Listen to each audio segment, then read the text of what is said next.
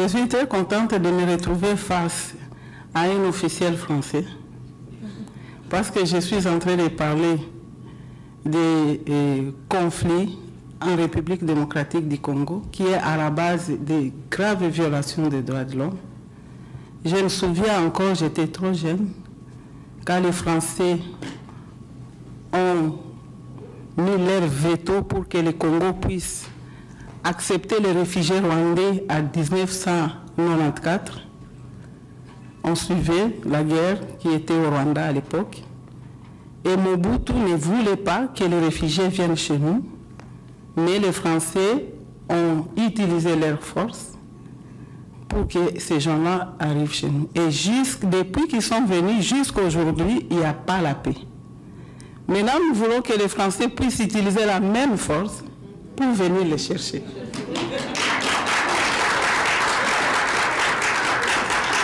La France n'a pas changé. La grande France n'a pas changé. Pardon? La grande France existe toujours. Alors, la grande France, elle est éternelle, je vous répondrai, mais elle a un problème, c'est qu'elle a les gouvernements qui changent.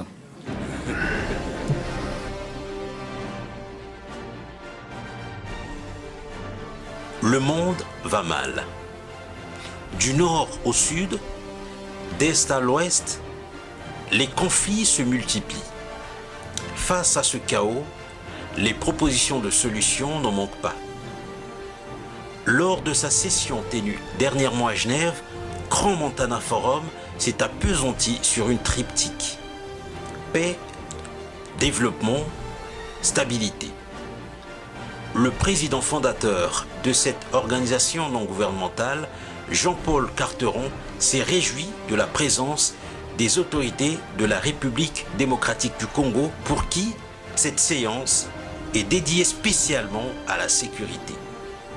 Bien, écoutez, le ton a été donné. Il est évident que la question sécuritaire à tous les niveaux de la gouvernance des États comme tous les niveaux des sociétés nationales est aujourd'hui la préoccupation majeure. Les gens ont envie de vivre en sécurité, que ce soit la sécurité sanitaire, la sécurité alimentaire, la sécurité globale au sens de la sécurité humaine des individus. Et le monde semble bouleversé actuellement. Vous avez chez vous à Kinshasa un certain nombre de personnes dont le conseiller à la sécurité nationale qui est avec nous, qui sont des personnes sensées, compétentes, qui réfléchissent à toutes ces questions. Et je souhaite que le Forum de Grand Montana puisse venir à Kinshasa. La délégation de la RDC était composée entre autres de Chantal Moavita, Jean-Louis Essambo, Paul Mpolé, respectivement ministre des Droits humains, conseiller spécial du chef de l'État en charge de la sécurité et représentant de la RDC auprès de l'ONU Genève, ainsi que d'Émile Goy, ambassadeur de la RDC en France, le diplomate en poste à Paris et d'ailleurs notre invité spécial.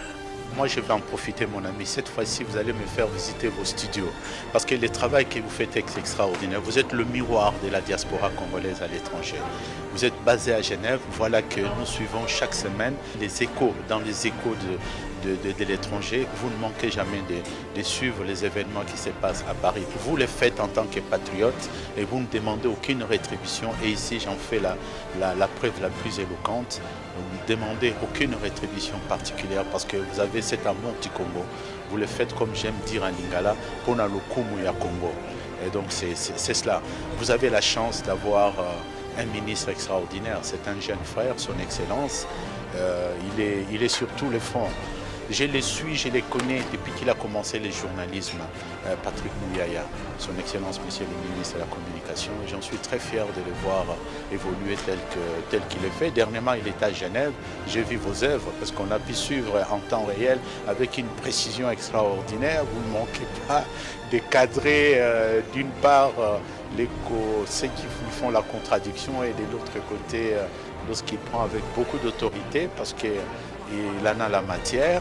Je voudrais parler aussi de votre DG, qui est une dame extraordinaire également, qui fait un travail extraordinaire et qui est ouvert à tout le monde. Bienvenue à cette émission. Merci de votre attention. Mon cher Jean-Pierre Onema, je voudrais d'ailleurs profiter de ces instants pour vous rendre hommage, parce qu'on ne le fait pas assez dans notre pays. Vous savez, quand quelqu'un est là en train de servir la République, j'ai l'impression que nous attendons qu'il ne soit plus là, hein, pour pouvoir rendre hommage à son travail. Moi, je profite pendant que vous êtes là pour vous dire que ce que vous faites est bien pour notre pays. Voilà. Vous avez choisi d'être ici, en Europe, afin de couvrir toutes les actions, toutes les activités des acteurs congolais qui viennent en Europe au nom effectivement de la coopération, au nom des relations que nous devons établir avec le pays amis, des partenaires, les pays partenaires, et vous êtes là pour couvrir positivement, dans une approche tout à fait patriotique, ces activités-là. Donc je crois que vous êtes suivis chez nous en RDC, à Kinshasa et dans toutes les provinces, via la RTNC, et je pense que c'est une bonne chose. J'ai tenu donc à M. Onema à vous encourager, hein, de poursuivre ce travail qui est un travail positif, parce qu'il est important que le citoyen congolais sache ce que viennent faire ici en Europe les représentants ou le membre de leur gouvernement. C'est très important. Donc continuez comme ça, messieurs Onema.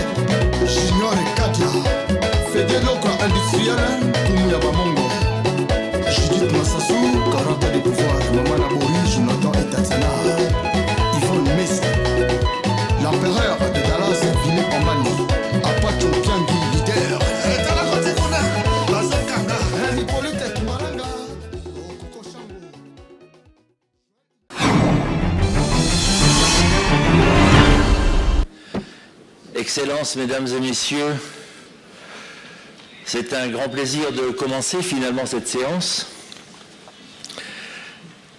Nous avons décidé de placer ce forum sous le signe de la sécurité. La sécurité est un des thèmes les plus prégnants aujourd'hui et je dois vous dire que je comprends les gens qui ont peur. Il y a eu un pogrom à Amsterdam, en plein cœur de l'Union européenne.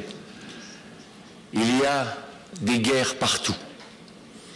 En 1990, lorsque le communisme s'est effondré, on pensait qu'il ne serait pas possible qu'il y ait une nouvelle guerre. On ne voyait pas comment il pourrait y avoir une nouvelle guerre. Il n'y a jamais eu autant de guerres dans le monde. Et véritablement, l'appel à la sécurité, l'appel à la sérénité est quelque chose qui est aujourd'hui de plus en plus important parce qu'il faut absolument que l'on arrive à remettre le monde sur les rails. Dans tous les pays du monde, on essaye d'implémenter une démocratie. Mais il n'y a pas de démocratie sans un État fort. Le problème est de savoir où on va chercher la force. Parce qu'il faut de l'autorité. Il faut absolument que l'État soit le garant de l'exercice des libertés individuelles et des libertés collectives. Alors, pour parler de tout cela, nous avons invité un certain nombre de personnalités. Vous avez déjà vu leurs noms dans le programme. Et nous allons développer tout au long de ces 2 journées des thématiques qui sont particulièrement importantes pour notre monde et pour les pays dans lesquels nous vivons.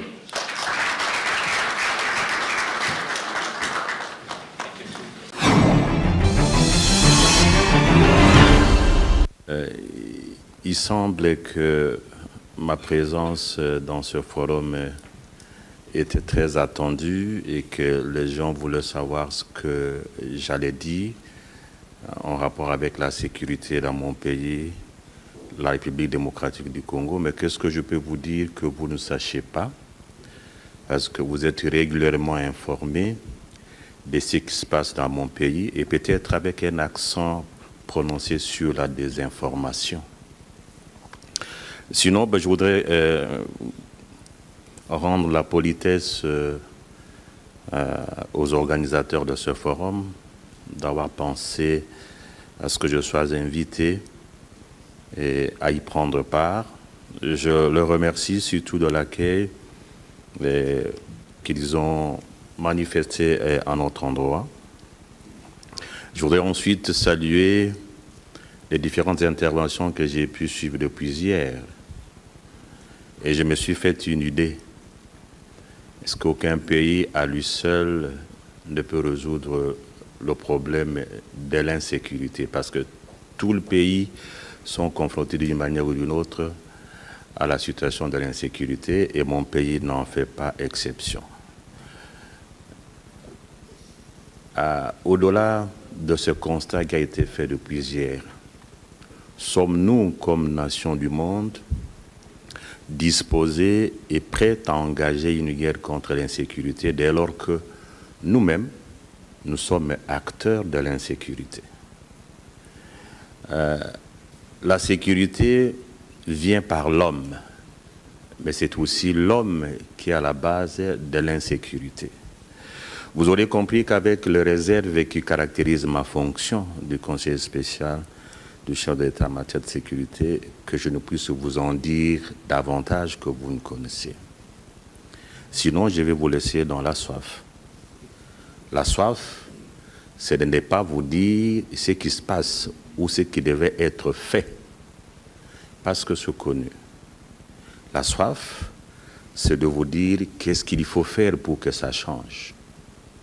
Donc je vais donc aller beaucoup plus sur les propositions. Et parmi lesquelles il y en a 2 sur lesquelles je vais devoir insister.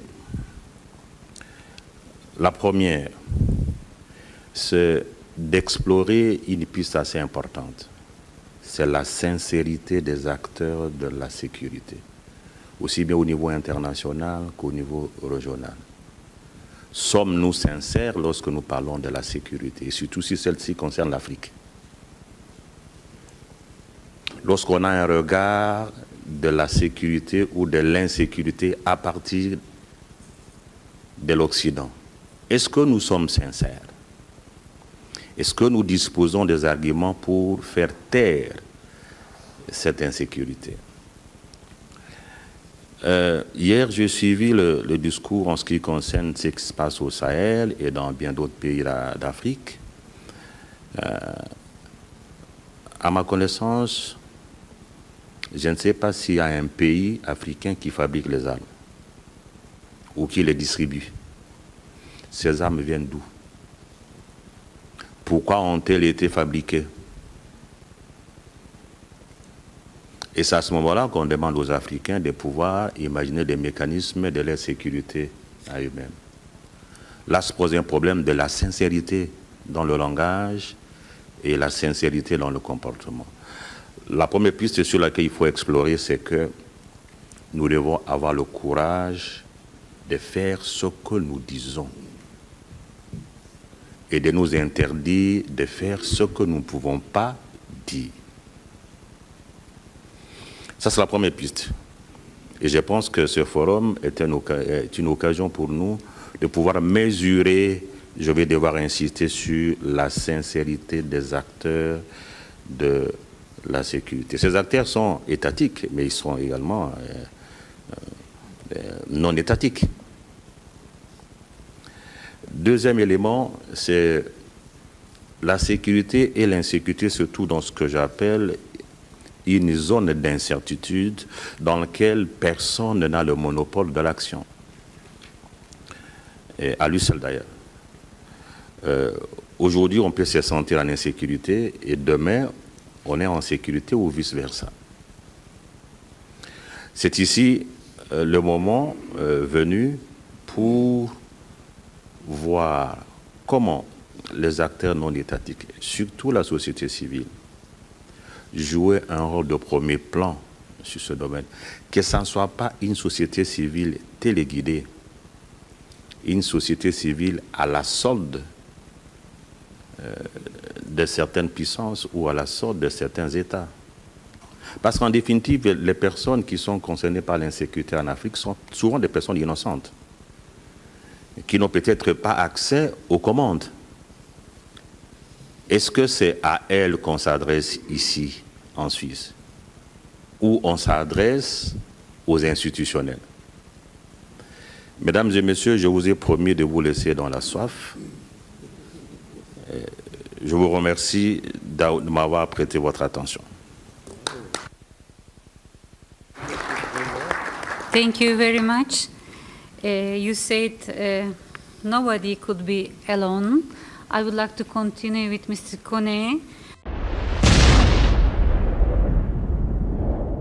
Bien entendu, et tout cela, si vous voulez, ce sont des conflits qui remontent à la guerre froide, qui remontent à un dogmatisme dépassé.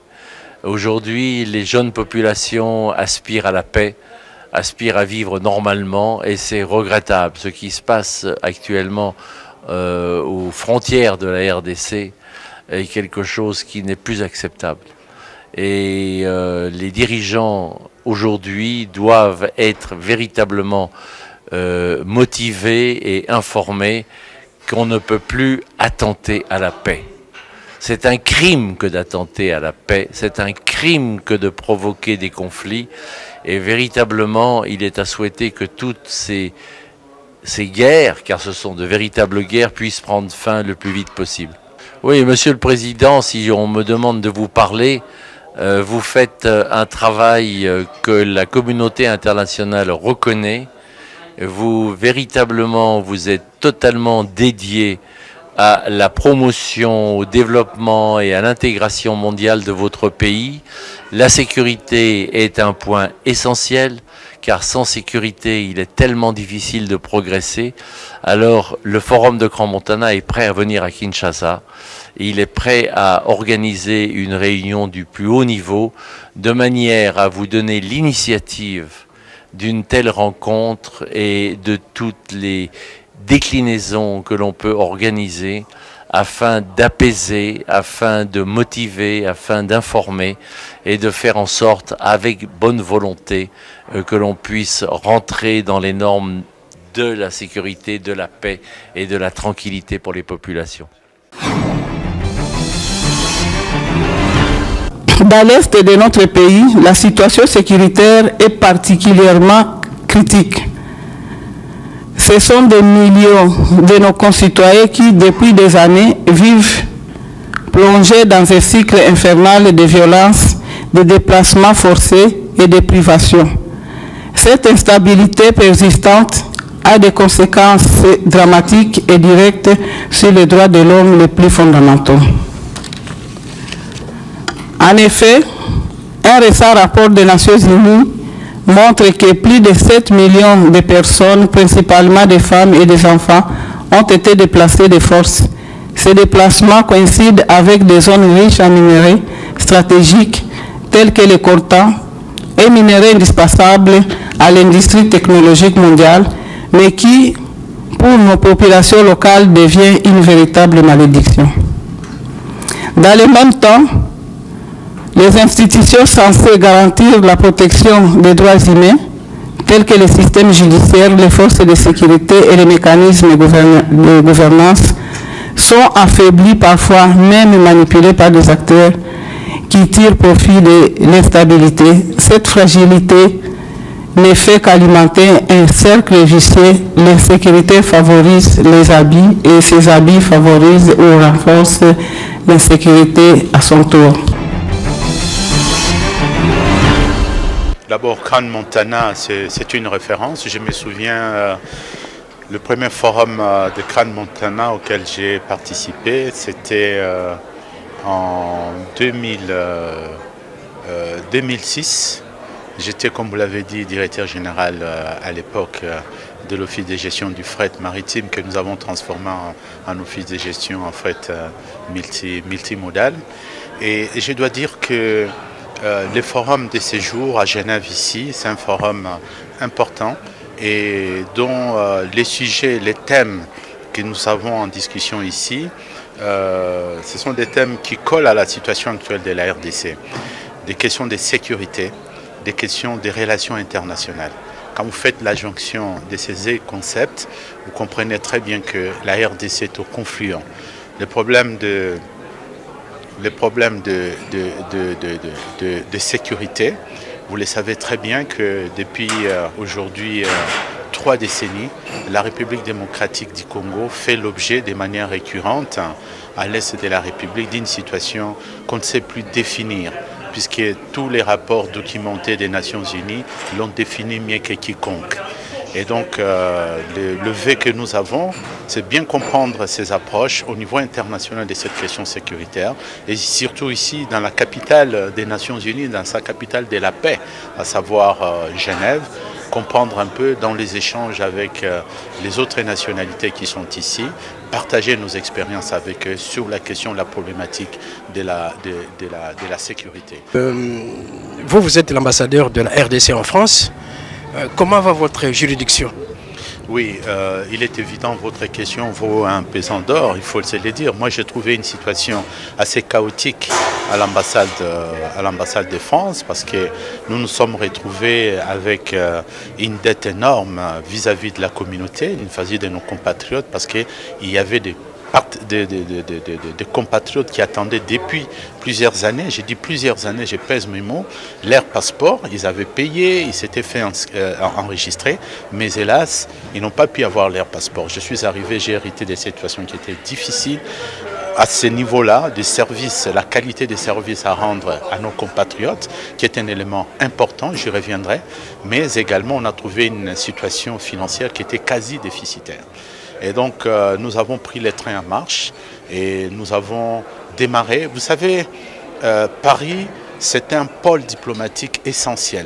La France, vous le savez, non seulement membre du Conseil de sécurité permanent des Nations Unies, mais la France en est également la plume. Et donc, c'est un point de rayonnement diplomatique qui est essentiel. Et tout de suite, quand nous sommes arrivés, nous avons pris conscience de la dimension de ce qui est attendu à nous. Et aujourd'hui, notre communauté, la communauté congolaise, aujourd'hui est en joie et soulagée parce que les passeports sont là. Et je les invite, ceux qui me suivent, à venir chercher leurs passeports, que ce soit de 2002, de 2003, de 2004, qui viennent passer à l'ambassade. Et c'est tous les jours des scènes de joie aujourd'hui dans cette ambassade. L'espoir commence à revenir.